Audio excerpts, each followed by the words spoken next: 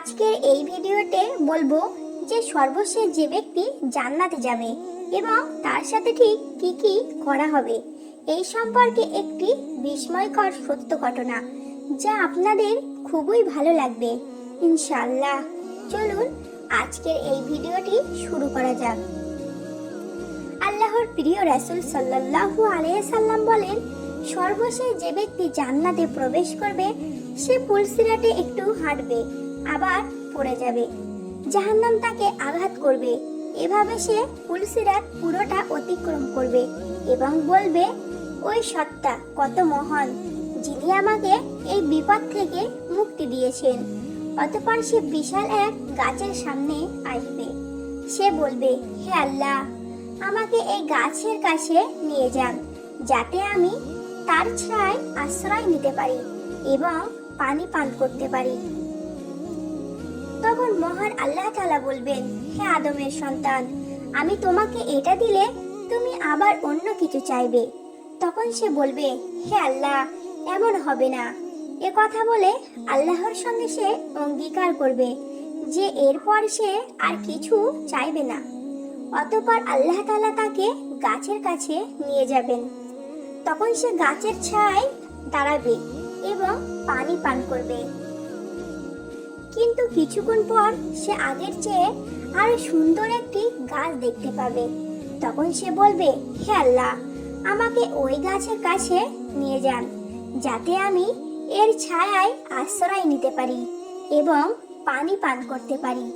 তখন আল্লাহ তাআলা বলবেন, হে আদমের সন্তান, তুমি কি আমার সঙ্গে ওয়াদা করনি যে এরপর সে আমার কাছে আর কিছুই চাইবে না? অতঃপর আল্লাহ তাআলা বলবেন, তোমাকে ওই গাছের কাছে নিয়ে গেলে আবার অন্য কিছু চাইবে, কিন্তু সে আর কিছু চাইবে না বলে আল্লাহর সঙ্গে অঙ্গীকার করবে।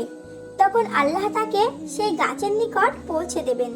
কিছুক্ষণ পর সে জান্নাতের দরজার কাছে আগের দুটি গাছের চেয়ে আরো সুন্দর একটি গাছ দেখতে পাবে। তখন সে বলবে, হে আল্লাহ, আমাকে এই গাছের কাছে নিয়ে যান যাতে আমি এর ছায়ায় আশ্রয় নিতে পারি এবং পানি পান করতে পারি। তখন আল্লাহ তাআলা বলবেন, হে আদমের সন্তান, তুমি কি আমার সঙ্গে ওয়াদা করনি এরপর থেকে আমার কাছে আর কিছু চাইবে না?